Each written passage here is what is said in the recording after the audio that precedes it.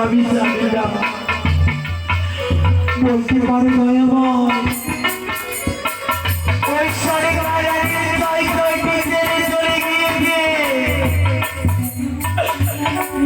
শিশু বয়সী একটি সন্তান লাভ করেছে সেই সন্তানের আয়ু তুমি 12 বছরে লিখেছো কেন প্রভু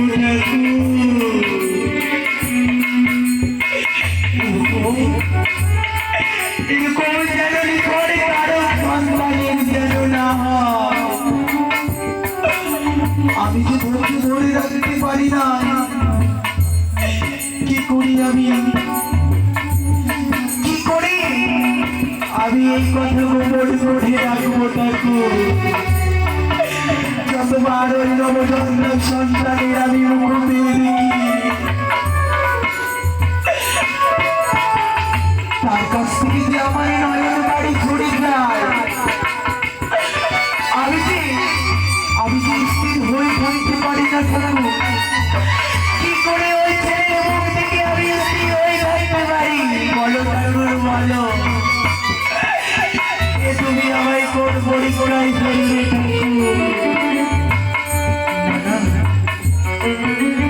যদি আমি কাঁদি কেউ না কেউ আমায় দিকে ফেলবে কান্নাকাটি কেন করে আমি আস্তে আস্তে আমার গৃহে ফিরে যাব আমি আমার গৃহে ফিরে যাব আমি আমার গৃহে ফিরে যাব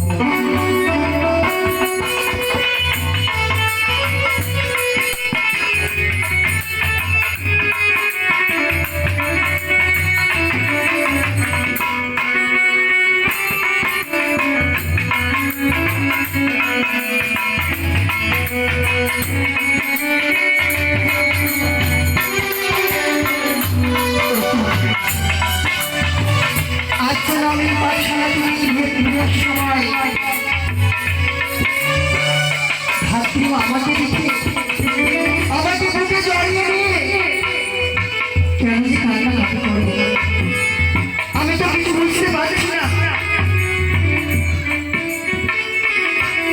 আমাকে বক্ষ মাঝখানে জড়িয়ে নিয়ে কেন যে কণ্ঠন করে না না আমি যদি আমার পিতা মাতাকে না বলি হবে না আমি এই মাত্রই গৃহে গিয়ে আমার পিতা মাতাকে বলবো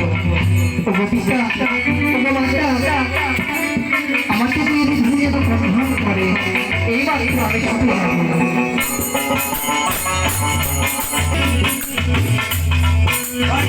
হয়ে গেল আমার পত্র গেছি ওই পাঠশালা তবে এখনো কেন লক্ষ্মীন্দর আছে না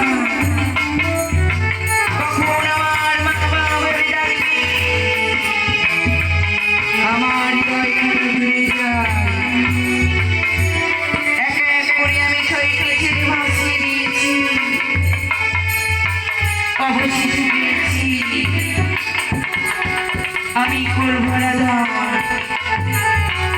আমার নরি মুনি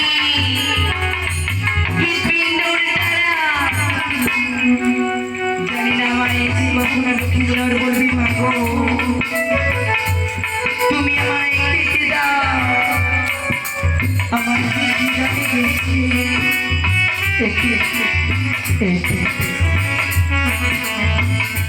এবার আমি ছেলেটিকে বলবো বলি মা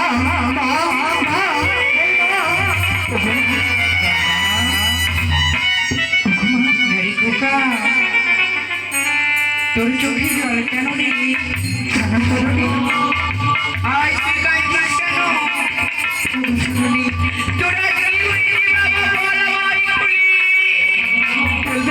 তোরা আমি যেমন প্রত্যেকটি স্কুল থেকে আসার সময় সেই দায়িত্ব আমাকে রক্ষে দাঁড়িয়ে দিয়ে থাকে আমাকে জড়িয়ে ভর করে কেন তুমি আমাকে বলো যদি রাত্রি না জড়িয়ে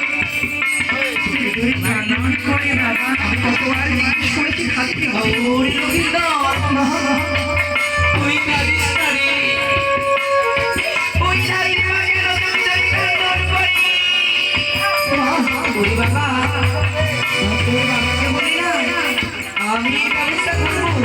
তোর বাবা তুই অনেক দূর থেকে এসেছিস শাশুড়ি, আজ খাইয়ে না না মা না।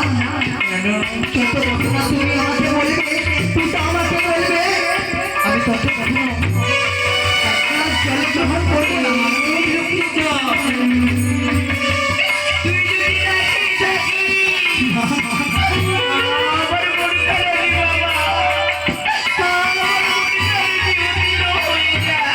আমি বুঝতে পারছি তুমি খেতে দিচ্ছ। চলো মা, তাই আমি বলবো তোর পিতাকে। আয় বাবা,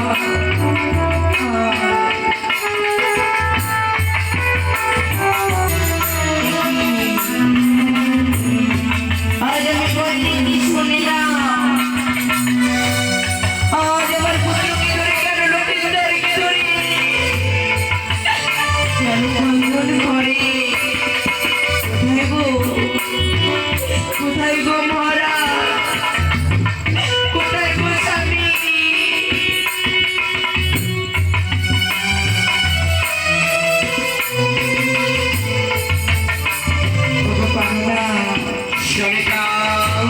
তবু চরণে ছোট বটি প্রণাম গো। কি মনে করে তুমি এখানে এসেছ? কেন এসেছি জানো? তোমায় তুমি কথা বলতে গো। তুমি আমার কথা শুনবে?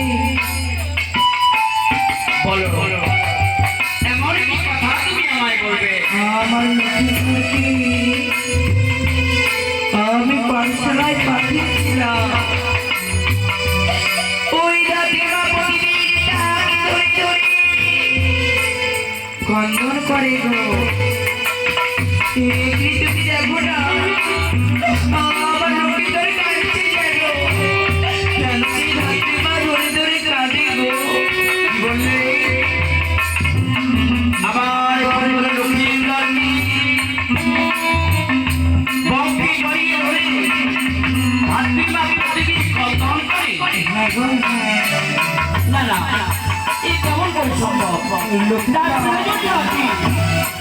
তো তাই বলছি গো, আমাদের এই লক্ষ্মীদারকে সে ধরে কেন কাঁদবে?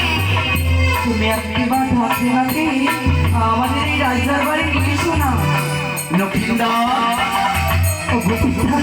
তুমি এই কথা তোমার মাকে বলেছো? এ কথা কি সত্য? যে ধাত্রীমা তোমাকে প্রতিদিন বঙ্কি জড়িয়ে ধরে কন্দন করে? হ্যাঁ পিতা, আমাকে বঙ্কি জড়িয়ে ধরে কন্দন করে। আমি তাকে জিজ্ঞেস করেছি, বলো না আমাকে জড়িয়ে ধরে কেন তুমি কান্না করছো? আমাকে বলে না পিতা গো। তবে তুমি বলো না, যদি জেনে থাকো আমাকে কেন ধরে করো? তবে তোমরা অঙ্গন মহলে প্রবেশ করো। আমি আমার মন্ত্রীকে পাঠিয়ে আমি আমার রাজপ্রাসাদের হাতিমাকে সংবাদ পাঠাবো। আমি তার কাছ থেকে জানতে চাইবো সে কেন আমার পুত্রকে বঙ্কে জড়িয়ে ধরে কন্দন করে।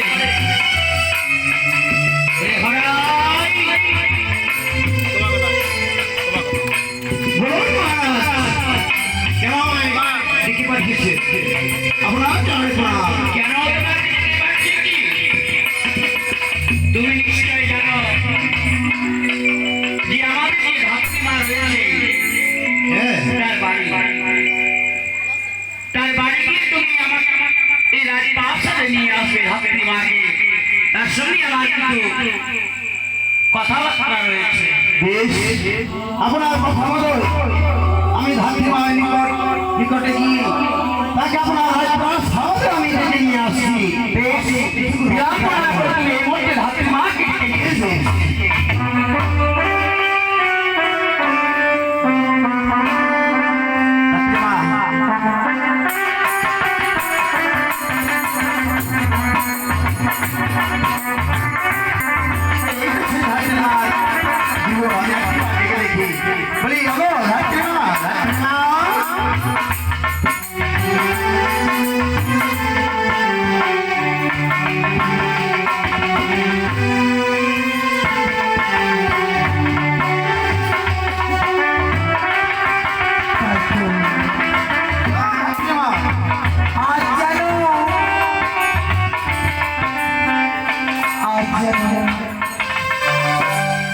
আমার বাড়ির বাইরে বলি ধাত্রীমা ধাত্রীমা বলে চিৎকার করে।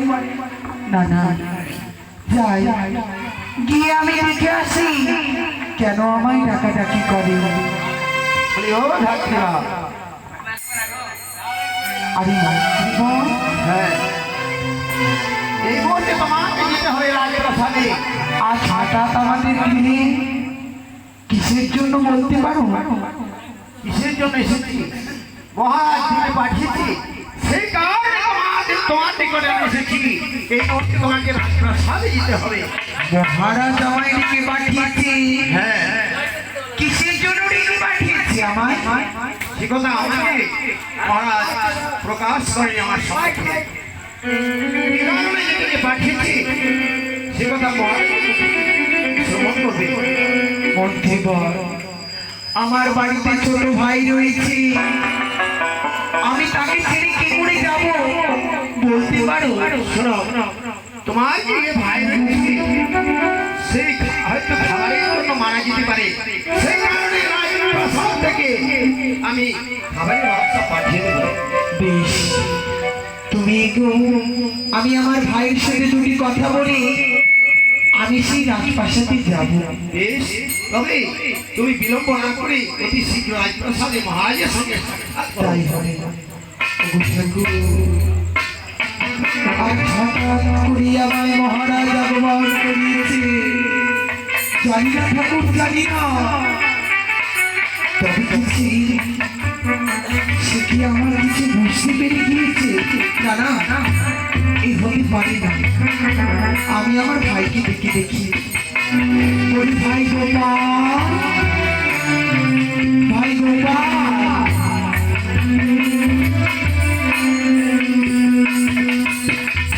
ওরে ভাই,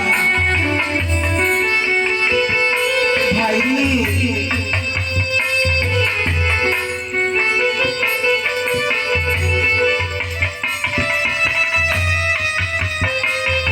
ওরে ভাই, জানিস ভাই আমি তোকে কেন ডেকেছি? আমি জানি, আমি জানি তুমি করে গেছো। কেন ডেকেছি বলতো ভাই? আজ আমি 2 দিন পার হয়ে গেল। আমি কিছু খাইনি তো। ওরে ভাই, হয়তো তুমি কারো বাড়ি থাকবে, আমার জন্য খাবার নিয়ে এসেছি। আরে ভাই না, আজ আমি কোনো বাড়িতে কাজ পাইনি রে ভাই। আজ তোর জন্য আমি খাবার আনতে পারিনি। কিছু জানো না? বল ভাই। আমি জানি খোদা আমার সত্য করতে পারে। ভাই, জানিস ভাই, আমি তোর কারণে না কোথায় লাগিয়েছি তোর খাওয়ানোর জন্য। জানিস ভাই, আরেকটি কথা বলছি। বল ভাই বল। আমি কি শুধু দুটো খাওয়ার জন্য ঘরে বসবো না? নারী ভাই, এভাবে বলিস না। আমি সরি খোদা সহ্য করতে পারি। ওরে ভাই, তুই ছাড়া আবার কে আছে বল? প্রতি যখন আমি চাই আমার সরকারের সাথীরা যখন সবাই দাঁড়িয়ে দাঁড়িয়ে দোকানে তারা ওদের পড়তো তাদের রেখে মন চাই কিন্তু আমি খেয়ে ওরে ভাই, জানিস ভাই, ভগবান আমাদের এমন কপাল করে পাঠিয়েছে। তবে তুমি বলবে না তোমাকে মহামন্ত্রী রাখতে এসেছিল? আমি বুঝতে পেরেছি, আমি বুঝতে পেরেছি আমাদের সভাবাবু ঘরে এসেছে। হয়তো আমাদের দুঃখের কথা, আমাদের কষ্টের কথা হয়তো তারা করতে গিয়েছে। বলেছি সত্যি, আমরা কি জানি? আমরা জানি আমাদের সদাগর বাবু খুব দামি। তুই ঠিকই বলেছিস ভাই। তবে আমি যাবো সেই কম্পনা নগরী, তোর জন্য অনেক খাবার আনবো ভাই। আমাকে অনেক খাবার দিবে, আবার আচল ভরে এনে তোকে খাইয়ে দেবো। আর আমাদের না খেয়ে থাকতে হবে না দিদি। বেশ বলেছিস, আমি আর তোমার চলার কথা দেবো না।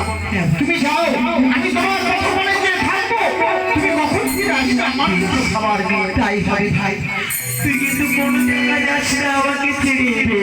কিন্তু তাই বলছি ভাই, আমার মনে করে চাই না যে আমি তোকে ছেড়ে যাই।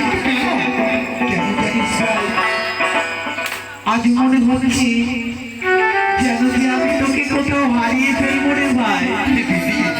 জানি তোমার এই ভাই কি কোনোদিন হারাবে বলো?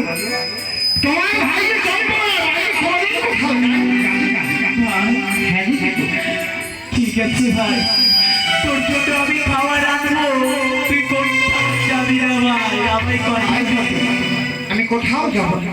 বেশ, দিদির কথা মতো আমি নিজে বসে থাকবো। আর ওই ছাগলগুলো সমস্ত আমি সরিয়ে বেড়াবো। তাই হবে। আমি আমি আমার সঙ্গে সাথীগুলোদের সঙ্গে সবাই ঘুরে বেড়াবো, সবাই সর্বদা তাদের সঙ্গে ঘুরে থাকবো।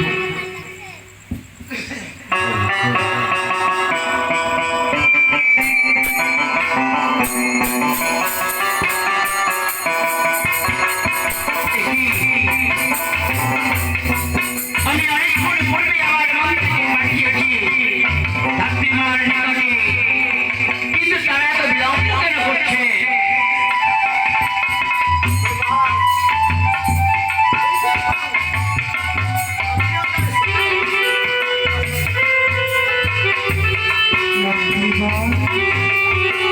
আমি এসে গিয়েছি। প্রণাম হয় মহারাজ। আপনার মনোবাসনা পূরণ হোক। একটি কথা বলবো? বলুন ধাত্রীমা। কথা বলতে আজ আপনার রাজপ্রাসাদে আমাকে কেন অপমান করেছেন মহারাজ, বলতে পারে? শুনুন ধাত্রীমা, আপনি নিশ্চয়ই বুঝতে পারছেন যে যখনই কাউকে রাজ দরবারে যেটি পাঠানো হয়, কোনো নালিশ না থাকলে রাজ দরবারে যেটি পাঠানো হয় না। আমি আপনাকে যেটি পাঠিয়েছি, আপনার উপরে আমার কিছু নালিশ রয়েছে, কিছু জানার রয়েছে আপনার কাছ থেকে আমার। আমার কাছ থেকে আপনার কি জানার রয়েছে মহারাজ? এমন কোন কথা জিজ্ঞাসা করবেন আমার? এমন কোনো কথা নয়, সামান্য একটি কথা। সামান্য একটি কথা বলুন না মহারাজ, কি বলতে চান আপনি? আমি বলতে চাই, আমার পুত্র আমার কাছে সে নালিশ করেছে যে আপনি সে যখন প্রতিদিন স্কুল থেকে বাড়ি ফেরে আপনি তার প্রথম পায়ের পানে চেয়ে থাকেন এবং তাকে বক্ষে জড়িয়ে ধরে আপনি বন্ধন করেন। মহারাজ, হয়তো আপনার সন্তান ছোট, তাকে তো আমি নিজের সন্তান ভেবে কোলে নিতে পারি, তাই না মহারাজ? বলে দিতে পারে, হ্যাঁ। তবে এ কথা বলতে পারে কেন প্রতিদিন তাকে বক্ষে জড়িয়ে ধরে বন্ধন করে? কেন বন্ধন করি জানেন মহারাজ? ছোটবেলায় মা মারা গিয়েছে, লালন পালন করে আমার ছোট ভাইকে বড় করেছি রাখাই। আমাদের অভাবের সংসার বলে কবে যে আমাদের কাছ থেকে ঠাকুর চেয়ে দেখবে, কবে যে আমাদের দুঃখ বুঝবে, তার জন্য আপনার সন্তান আপনাকে নালিশ জানিয়েছে। না মহারাজ না, আপনার সন্তানকে দেখে আমি কোনো সময় কান্নাকাটি করতে পারি নাই। তবে সে কেন নালিশ করেছে? সে হয়তো ভুল করেছে, কারণ আমি নিজের খেয়ালে আমার নয়ন দিয়ে নয়ন বাড়ি করে চলে যাই বলি, আজ আপনার সন্তান দেখেছে বলি বলছি আমাকে দেখে কান্নাকাটি করে। তা নয় মহারাজ, এ হতে পারে না। তবে আপনি কি বলতে চান আমার পুত্র আমায় মিথ্যে কথা বলেছে? হ্যাঁ মহারাজ, আপনার পুত্র আপনাকে অবশ্যই মিথ্যে কথা বলেছে। বেশ, তবে আমি আমার পুত্রকে ডেকে পাঠাচ্ছি, আপনি তার মুখ থেকে শ্রবণ করবেন। বলে, ভাই তুমি এই মুহূর্তে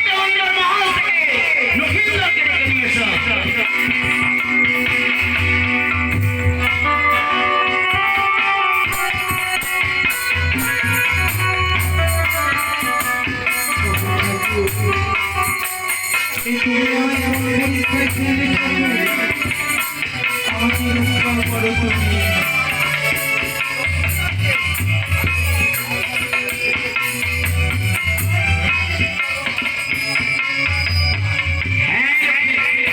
লক্ষ্মীন্দর, তুমি আমার কাছে ভিক্ষে নালিশ করেছো? ধাত্রীমা বলছে যে সে তোমাকে রক্তে জড়িয়ে ধরে কখনো কন্দন করে না, আর তুমি বলছো কন্দন করেছো তোমায় রক্তে জড়িয়ে ধরে। বাবা লালাই, তুই বলে দিলে বাবা, আমি তো তোকে কোনো সময় দিকে কাটাকাটি করি নাই, তুই তোর বাবাকে বলে দিল খাই। আমাকে প্রতিদিন বন্ধন করে রাস্তার মাঝে সেই একই রকম জায়গাতে তুই দাঁড়িয়ে থেকে প্রতিদিন পাঠশালা থেকে আসি আর আমাকে বন্ধ ধরে বন্ধন করো। বলো না, তুমি বলো না, আমি তাকে বলো না আমাকে কেমন ধাত্রীমা, মহারাজ। এবার তোমার বিশ্বাস হয়েছে যে আমার পুত্র আমায় মিথ্যে কথা বলতে পারে না? আমার কোনো মতো বিশ্বাস হয়নি মহারাজ, আমি এই কথা বিশ্বাস করি না। আমি আমার ভাইকে ঘরে রেখেছি বলি আমার ভাইয়ের জন্য আমি রোজ বাড়ি ছড়াই, এ হয়তো বাচ্চা মহারাজ। ধাত্রীমা, আপনার যদি কিছু প্রয়োজন থাকে আপনি আমায় বলুন, আমি আপনার সমস্ত কিছু পূরণ করবো। তবে বলবো মহারাজ, তবে একটি কথা আপনাকে বলতে হবে, কেন আপনি আমার পুত্রকে জড়িয়ে ধরে বন্ধন করেন? মহারাজ আপনার পুত্রকে আমি জড়িয়ে ধরে কেন বন্ধন করবো? আমি তো বলেছি যে আপনার পুত্রকে দেখে আমি কান্নাকাটি করি নাই, আমি কেন বুঝতে পারি না মহারাজ। ধাত্রীমা, আমি এক এক করে ছয়টি পুত্রকে বিসর্জন দিয়ে আমি আবার নতুন করে বাঁচতে চেয়েছি। তাই আমি বলি, আপনি সত্য করে বলুন, কেন এইভাবে আমার পুত্রকে জড়িয়ে ধরে বন্ধন করে? আজ তুমি আমায় গরিবি বলে ফেললে মহারাজ। আপনার সরকারকে দেখে আমি কান্নাকাটি করি নাই কখনো, আপনাকে একটি কথা বলার আছে আমার। বলুন, আপনি কি আমাকে আগমন করেছেন এই কথা শোনাবার জন্য? বলুন মহারাজ, বলুন। সত্যিই বলেছেন, আমি এই কথা শোনার জন্যই আপনাকে এই দরবারে আমন্ত্রণ করেছি। তবে ধাত্রীমা, আমি আপনাকে করজোড়ে অনুরোধ করি, না, আপনি সত্য প্রকাশ করুন, কেন আপনি আমার পুত্রকে জড়িয়ে ধরে বন্ধন করে?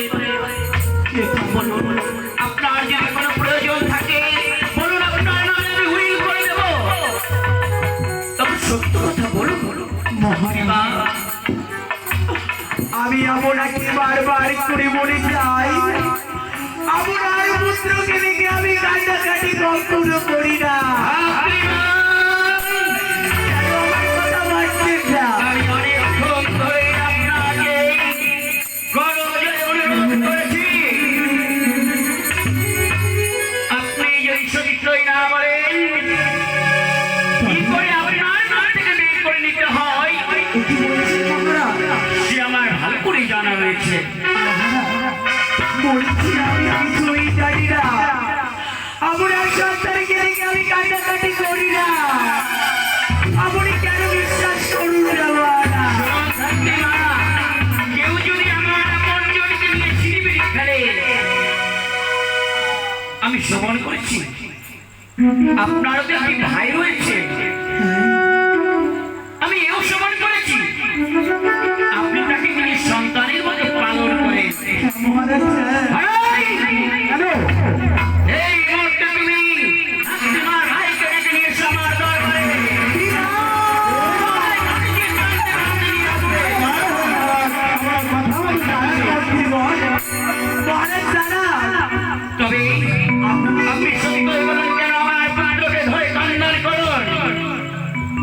মহারাজ আপনার চরণ ধরে আমি বলি মহারাজ আমার ভাই করে এমনি দোষী রে এই আপনি কি করছেন মহারাজ এই যে বড় অন্যায় করছেন আপনি আপনার যদি আমি চরণ ধরে বলি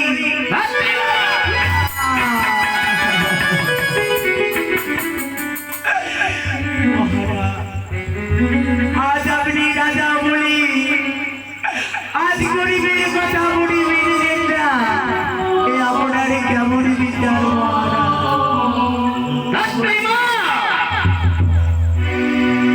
আপনি আমাকে বিচলিত করে তুলছেন সত্য কথা প্রকাশ করুন নইলে আপনার সারা দেহ আমি রক্তাক্ত করে দেব আমি কি করে বলবো এটা করে তুমি তো আমায় বলে দাও তুমি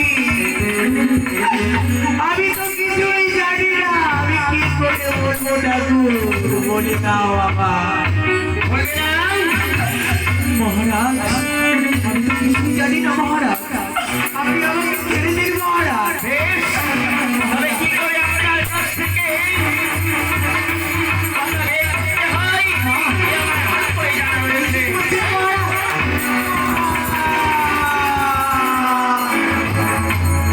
বলবি না বলবি না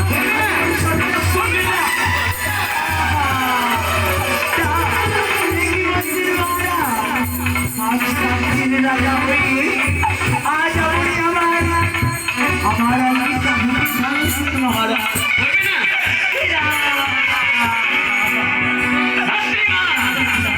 এখন আপনার সময় রয়েছে জানি না আমি কিছু জানি না মহারাজ বিনা দোষে দোষ করি না।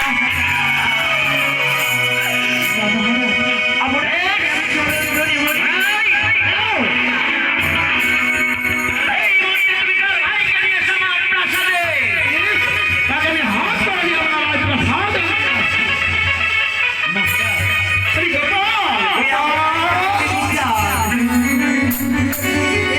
বিচার করা হয় না মহারাজ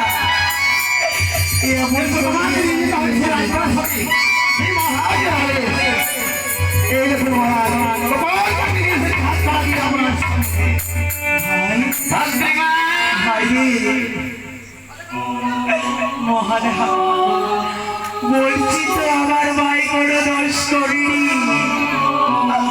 আমার ভাইকে কেন আপনারা ধরে এনেছেন বলুন মহারাজ বলুন আপনি সত্যকে লুকিয়ে আমার এই প্রাসাদ থেকে যেতে পারবেন না।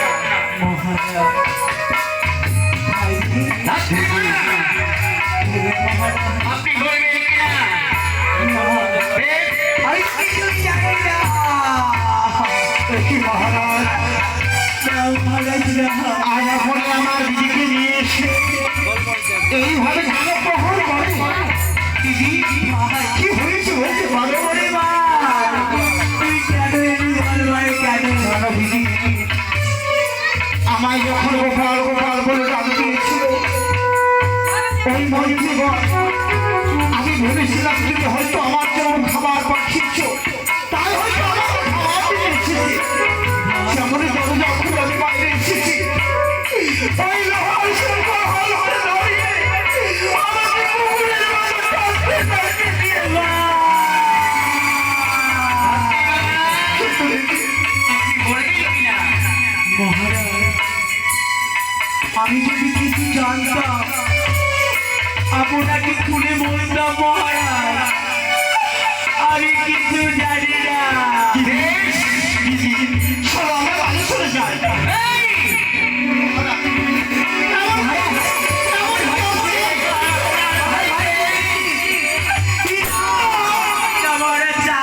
আমার ভাইকে আপনি মারবেন না আমরা চলে যাই না না মহারাজ আপনারা তো চলে যান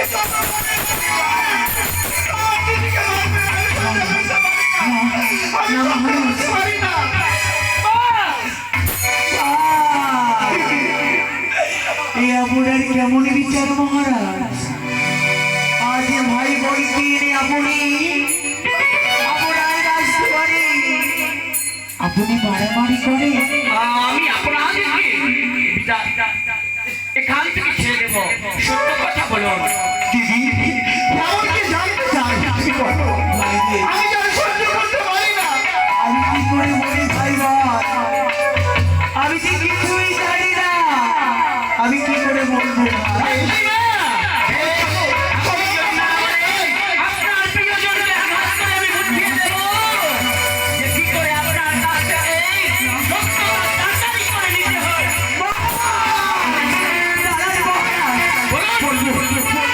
আমি বলবো, আমি সব বলবো, আমি সব বলবো। বলো বলো ভাই রে, আমি যে তোর আঘাত সহ্য করতে পারি না ভাই। আচ্ছা বলো তো দিদি, এমন কি বাণী যে তুমি জানো এত আঘাতের পর আঘাত সহ্য করে তবুও তুমি বলতে চাইছো না? আমি কি করে বলি ভাই? কিন্তু যদি যদি সে মানে তুমি বলো তবে কি হবে? কি হবে জানিস না? কি হবে জানিস? এ বাড়ি তুই শুনতে চাস না। তুমি বলো না দিদি, আমি তো আর সহ্য করতে পারি না। সত্যই সত্যই প্রকাশ করুন। বললে কি হবে জানিস? কি হবে দিদি? আমি আর এই যে ধরার মুখে বেঁধে থাকবো না রে ভাই।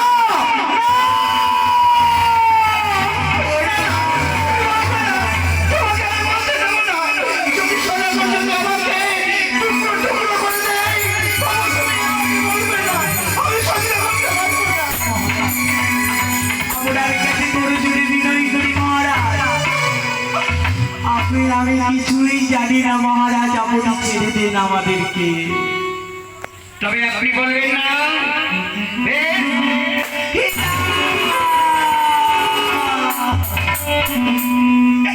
ওগো ঠাকুর, এ তোমার কেমন বিচার? ও তুমি সব করিতে পারো,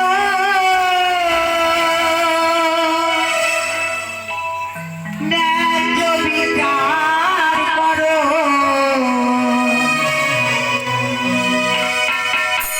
তোমার বিচার করা হলো না, হলো না।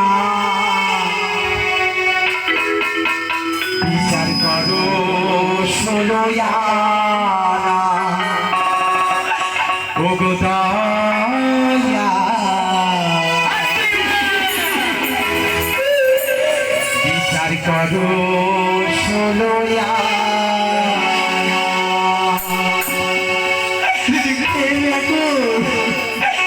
তুমি করে করি কাজ করলে আবার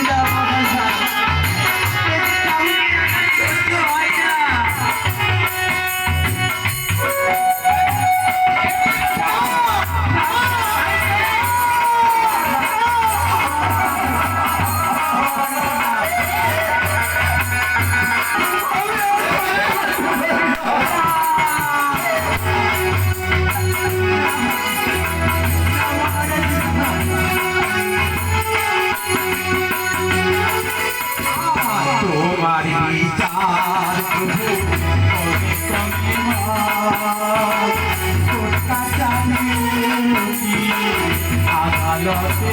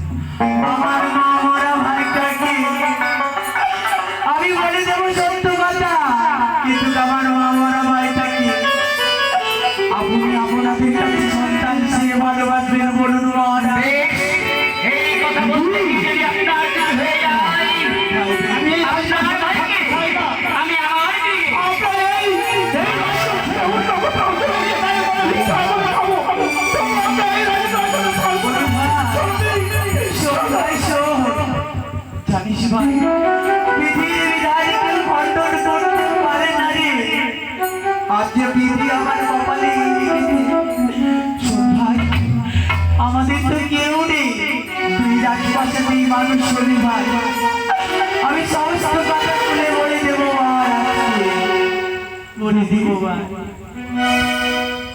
তুমি শুধু আমার প্রাণের ভয়, তুমি নিজের জীবনকে উঠিয়াছ ভাই রে, বিলম্ব না করে আপনি সত্যই বলুন। অবশ্যই বলবো আপনাকে, অবশ্যই বলবো মহারাজ। তবে শ্রবণ করুন মহারাজ, যখন আমি সূতিকা আগারে সপ্তমরা যদি ঋষি যাপন করছিলাম, সেই সময় কি হয়েছিল জানেন মহারাজ? কি হয়েছিল সেই সময়? সেই সময় সাক্ষাৎ বিধাতা পুরুষ আমায় দর্শন দিয়েছিল, তারপরে আমি বিধাতা পুরুষকে আমি কিছু প্রশ্ন করেছিলাম। কি প্রশ্ন জানেন মহারাজ? কি প্রশ্ন? যে চলে কারাগারে ছয়টি চলে চলে গিয়েছে, ওগো ঠাকুর বলতে পারো ঠাকুর, এই শেষ বয়সে যে সন্তান খানা লাভ করেছে, এই সন্তানের নালাটি কি খান লিখেছে? বিধাতা পুরুষ কি বলেছে? তারপরে মহারাজ আর শুনতে চেন না মহারাজ, আপনি আমার সম্মুখে সমস্ত সত্য প্রকাশ করুন। মহারাজ তবে যে বিধাতা পুরুষ আমায় যা বলেছে, কিন্তু আমায় অভিশাপ করেছে, আমি যদি এই বাড়ি কারো সম্মুখে তুলে ধরি, সেদিন আমার নিশ্চিলাতে পড়ে নিতে মৃত্যু হবে। আবার মিথ্যে কথা? হ্যাঁ মহারাজ, আর শুনতে এমন চেয়ে না। আপনি বলবেন না? বলবো মহারাজ, বলবো, সমস্ত বলবো। যেদিন বিধাতা পুরুষ লিখন লিখে ওই পাড়ার হবে সন্ধ্যা রাত্রে বিয়ে, ওই সন্ধ্যা রাত্রে বিয়ে হওয়ার পরে চম্পলা নগরে তার বসবাস হবে। কোথায় হবে? তাই আমি জানি সেই সাঁওতালি পর্বতে লহরাই বাসর ঘরে, ওই বাসর ঘরে তারপরে কি হবে জানেন মহারাজ? আর শুনতে চেন না মহারাজ? হ্যাঁ মহারাজ, করে জোরে করে বিনয় করে বলি, আপনি বলুন। তবে বলবো, কিন্তু ওই রহমায় বাসর ঘরে শেষ রাত্রি মহারাজ, আমি শুনতে পারছিলাম, আমার জীবন বিয়ার বাড়ি বেরোচ্ছিলাম, ওই শেষ রাত্রে, ওই শেষ রাত্রে পদ্মার তালি লাগে আপনার।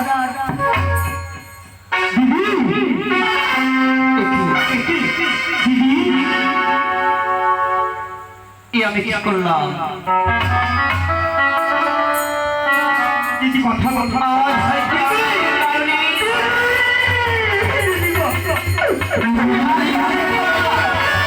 এই জগৎ থেকে চলে গিয়েছে। কেন কেন এবার আমি উন্নয়নের মতো জানতে চাইলাম। ওরে গোপাল, এবার আমার যত সরকারি টাকা প্রয়োজন সমস্ত আমি দেব। সেই মতো আপনি আমার দিদিকে এই হলো পরলোকে গ্রহণ করিয়েছে, সেই মতো আপনি আমাকে পরলোকে গ্রহণ করিয়েছে। আপনার একটিও খারাপ করে খরচা হবে না। আমার পয়সা ছিল, যার জন্য আপনি আমার দিদিকে নিয়ে এসে এত প্রহর করে থাকিস না।